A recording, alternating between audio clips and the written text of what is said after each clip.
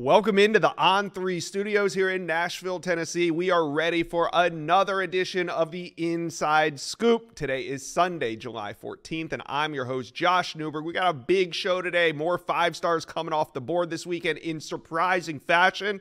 Now, I told you guys on Thursday that there was going to be a likely shakeup in the top 20 by the end of the weekend. And boy, was there. There was a huge shakeup, and we have a new number one. Ohio State move over. The tide is rising. Alabama now has the number one class in America. They landed 5-star wide receiver Caleb Cunningham on Saturday. That didn't do it. That didn't put him over the top. But on Sunday, when Texas 5-star wide receiver Ty Haywood made his announcement, that put the Tide over the top into the number one position. Let's take a look at number 1 through 5. You see Alabama, Ohio State, Georgia, Oregon, LSU. Now, the only shakeup is 1 and 2 there from last week. Then you got Notre Dame, FSU into the 7 spot. Wow. They come from number 11 last week to number 7. You got Clemson, A&M, and Miami rounding out the top 10. Canes into the top 10 after they landed a commitment yesterday. We're going to talk all about that. At 11, you got Michigan, Oklahoma. 13, Tennessee moves up a couple spots with the addition of Travis Smith. Missouri, Auburn. Then you got Texas at 16, Penn State, USC, Rutgers, and Kentucky rounding out their top 20.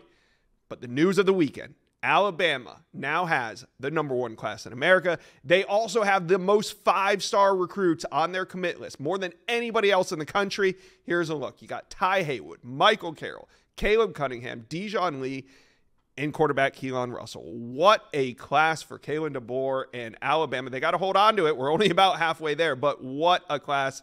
Still some major pieces on the board. We could still see a shakeup at the top. Heck, the top 5, the top 10. It's all up for grabs. And in today's show, we got more 5-star intel. We're going to talk Alabama recruiting.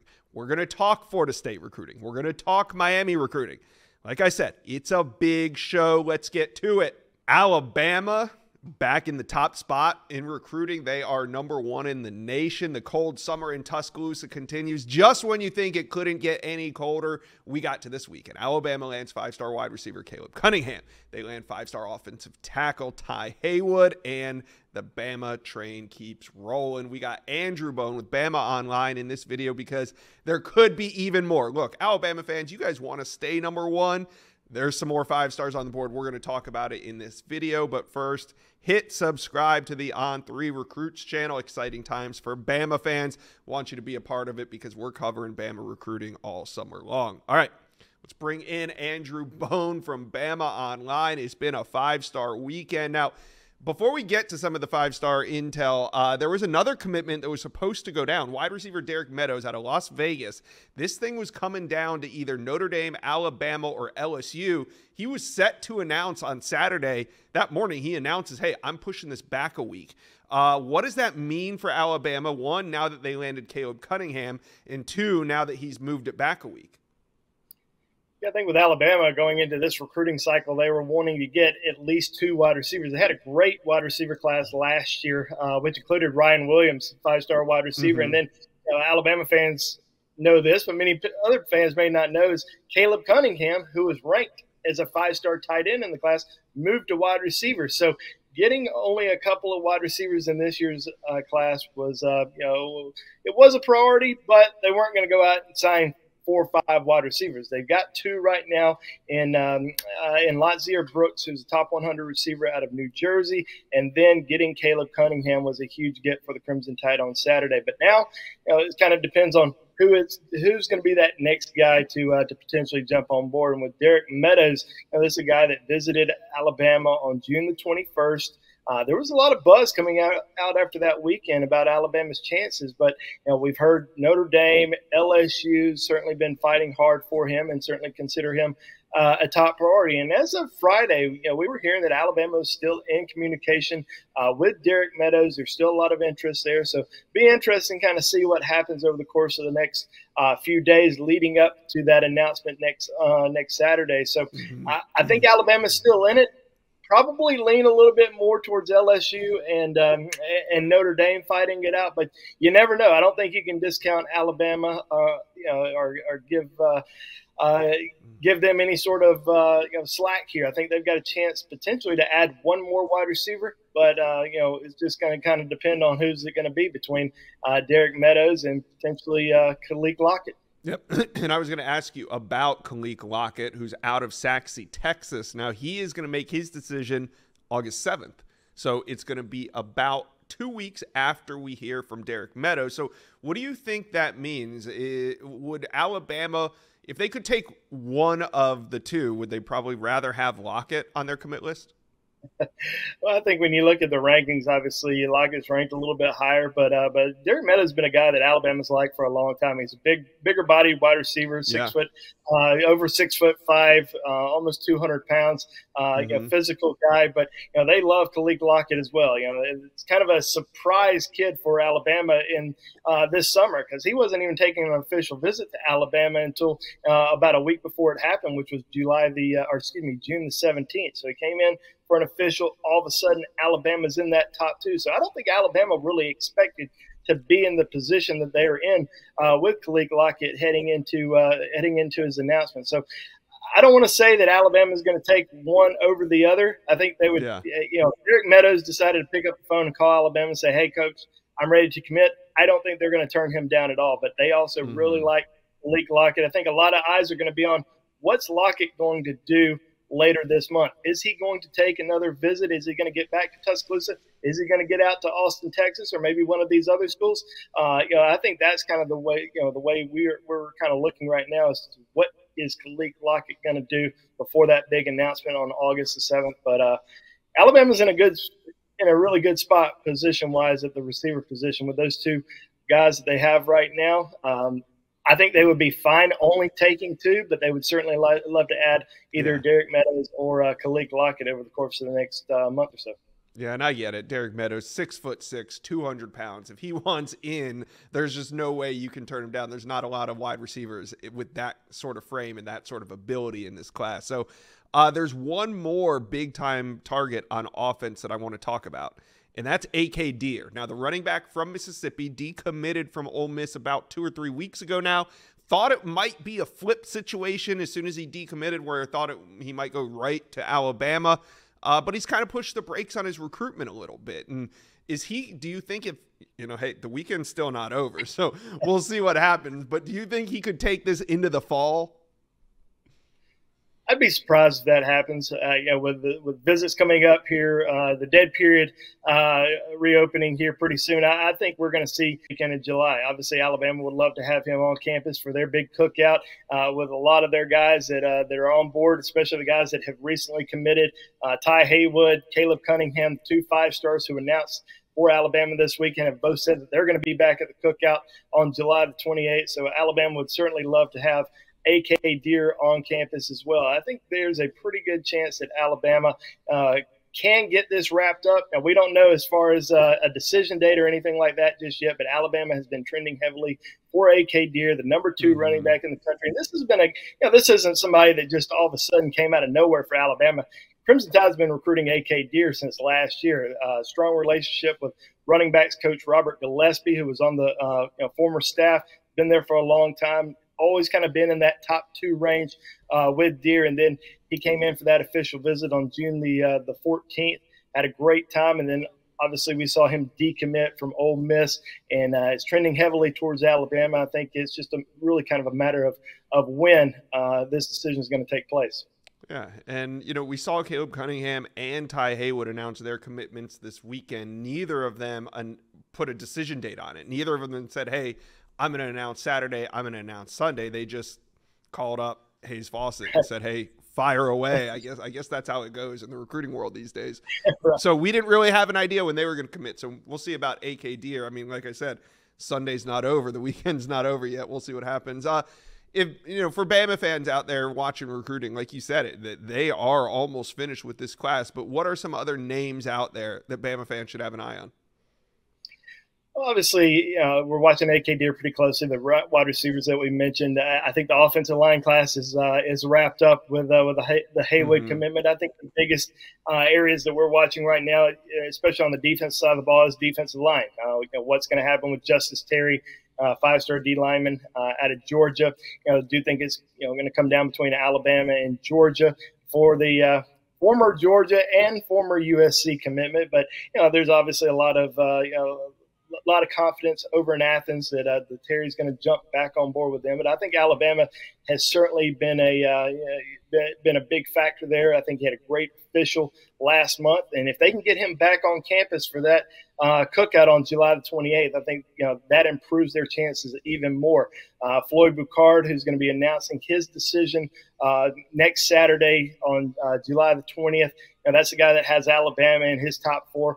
Right now, it seems like he's going to end up going elsewhere, but Alabama's certainly been involved with him. And then Ty Jackson, number one linebacker in the country. Alabama has a great linebacker class, but he's certainly a player that they're going to continue to pursue all the way until he makes that decision. He's going to wait a while. He's going to wait until December the 4th, that first week of the early signing period, to announce his decision. So we're going to be tracking that one pretty closely for the next several months. But, overall, the class is pretty much done. I mean, they've got 22 commitments. They've certainly hit on several key needs in this class. I think the biggest thing right now is you got to hold on to these commitments. It's going to be a big upcoming season. A lot of people are excited about it, but you're also waiting to see how this staff is going to perform on the field. And you've also got a lot of schools that are going to be trying to steal, some of these Alabama commitments away from them. So it's going to be a busy fall with a lot of business happening. But I think the good thing for Alabama is the majority of their commitments have already taken all of their official visits and have pretty much shut things down. There's still going to be a few guys that are going to take some visits in the fall. But for the most part, this class has been well put together by this staff, and most of these guys have already taken all their visits. And Bama has the number one class in America. Alabama fans, talk to us. Comment section below. How do we feel about ending the weekend with the number one class in America? We'll see if they still have the number one class next week. There's a lot of recruiting that goes on. But Bama fans, let me know, who are the final pieces you want to add to this class? Let us know. Comment section below. Let's talk some Florida State recruiting. The Noles are surging into the top 10 this weekend with a big win on Saturday. FSU beat USC and others for 4-star Texas wide receiver Dalen McCutcheon. It was a huge commitment, a position of need for Florida State. Yes, they have CJ Wiley committed already, but we're going to bring on Michael Langston from War Chant to figure out what's next for FSU at the wide receiver position. Also, a couple big targets making decisions here real soon, so we're going to preview those and see if FSU is sitting in good shape. But before we get rolling, FSU fans, do me a favor. Hit subscribe to the On3 Recruits channel. We're talking FSU recruiting a lot this offseason, so jump on board. Hit subscribe for me, please. All right, let's bring on Michael Langston from War Chant. Michael, let's talk wide receivers. A couple of them coming off the board this summer. Khaleke Lockett will be August 7, but Vernell Brown is next Sunday. So Vernell Brown the third. We feel like this is an in-state battle. UF, FSU, Miami. I know Ohio State also involved here. But where do you think FSU stands as we're about a week out? Yeah, I mean, the wide receiver position certainly looks good for them now. I have 2 commitments, CJ Wiley and then Dalen, which is a massive pickup. And even a lot of people didn't even know for sure. I think FSU definitively that it was going to be them, but I think everything seemed to lend FSU position well. But yeah, they're going to try to get more receivers. Vernell Brown will be obviously the preference. But I just think with that recruitment, I think FSU's done everything right. He loves what Norvell does, but being a legacy and that seems to be important to him. And I think Florida, I'm not going to say there's no shot, but I would say if there was a shocker, it would be FSU, but I think it'd probably be Florida there. Then you also have Malik Clark out of the Carolinas that I know they're heavily involved with. Like South Carolina is the main competition there, and FSU is certainly pushing, it feels like, for him after when you get past the Vernell Brown. And then the other one in season is Dallas Wilson, 5-star receiver committed to Oregon. He's going to take an official visit. Even though he made that statement, I still hear he's going to officially visit FSU and possibly a few others. But I think those are just some of the names that are kind of in the picture. But I think overall receiver, FSU fans should feel good because they've kind of hit what their quota, what they wanted. They wanted at least two. I think three is a bonus with icing on the cake, but certainly they would like to get three. But I think overall they've hit on that position. All right, now there's some big decisions going down on the defensive side of the ball in the next 2 weeks, and we'll start with cornerback Jabari Antoine, who's going to announce his commitment right here on the On3 Recruits channel on July 20th. Now that's next Saturday. It's going to be LSU, FSU, and Miami. He decommitted from LSU a couple weeks ago, so I guess he could go back to LSU. But the way I'm reading it, is it more of an FSU and Miami battle heading down the stretch here for Jabari Antoine? That's the feeling. I never, and I said this to people, I've never count out LSU when it comes to even in state, even if they decommit. So I wouldn't be stunned if he went back to LSU, but I'd say everything I've got from the tea leaves and the intel suggests FSU Miami battle. I know there was a pretty solid surge from FSU when he officially visited FSU, and certainly there was a big impression. I don't think it's the definitive one way or the other. I think some people like Miami, some people like FSU. I think certainly the communication with FSU is picked up there, so I think that's it's definitely one that is very attainable for FSU. I think they definitely feel like they have a great shot as far as in that recruitment. I don't think he's told anybody or hinted to a coach that he's coming one way or the other. So I think it just depends on what day you are, but there's been buzz with FSU in this recruitment, and now it's just about finishing it out before he announces on Saturday. So I know it's still a close battle with those two. Yeah. And then a week later, on August 3rd, out of Pensacola, safety Ladarian Clarity, he's going to announce his decision. Is this FSU Ole Miss down the stretch? That's what it feels like. Had a really good talk with Ladarian, and we did a story on it, and you really felt like this was a kid when he did all that he was torn. He's got through talking to FSU a few days ago when I interviewed him. So I think there's a strong pull as far as the players. He knows a lot of the FSU players. He's really close with Jabril Rawls, who's on the team. He's really close with Darius Washington, and he knows Jonathan Daniels, who all are from the Pensacola area. Now his 7-on-7 team has some Mississippi guys on it, so I'm sure there's some push there to for Mississippi, and he's visited there as well.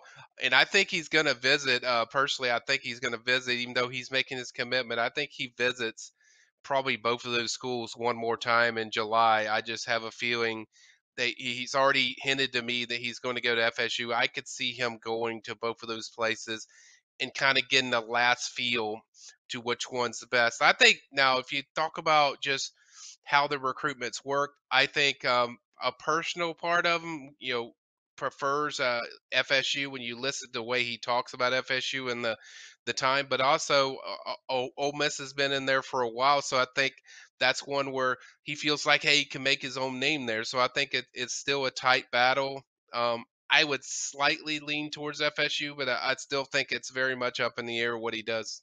I want to talk about the running back position. You and I have kind of gone back and forth with different names, but down the stretch here, it looks like Usman Kroma and Byron Lewis are kind of the names that we're focusing on at the end of summer.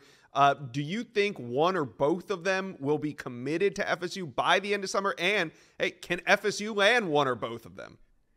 I don't think they can land both of them personally. I just think one's going to domino the other, and schools will use that against FSU. Once you get one, they're kind of like, hey, you don't favor this guy as much as we do, and I just think that'll teeter towards them. Now there is some solid buzz about FSU. I mean, I'm liking what I'm hearing just on from the FSU side of things, that of what they've done with Usman. I think there's been a surge there, and it's a legit one where got it from multiple people that they feel like there's a very real chance. And if people remember, if you go way back to the spring, FSU was the leader. That was the team that he talked about. So I think there's a connection there.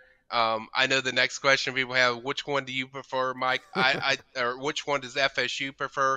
I think they love them both. I think it's more like 1A, 1B. I don't know which one I would put in there, but right now, as of when we're doing this, I still like FSU where they sit with Byron Lewis. But as I said, if you get a guy like Chroma who could probably commit certainly earlier than Byron does, I think that could shake things up.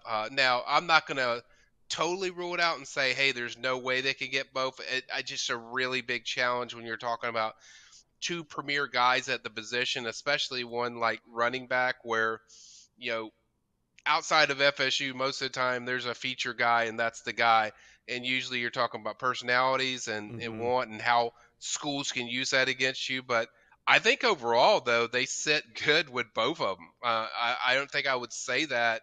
I knew how I feel about Byron, but I was really surprised how things have really shifted with Usman throughout this recruitment. So I'm going to be very intrigued if they do land Usman, what that does with the board and how that changes stuff. Because technically, they would love to get one running back, and then obviously the two would be Chromo and Byron. But I think they if they didn't happen like that, they would like to get a running back and then get a kind of an athlete that plays that's running back that they can use in a multiple ways. And I think that's kind of their plan. But overall, I think it's a good thing when you certainly have two guys that are looking pretty good for FSU, at least at this point.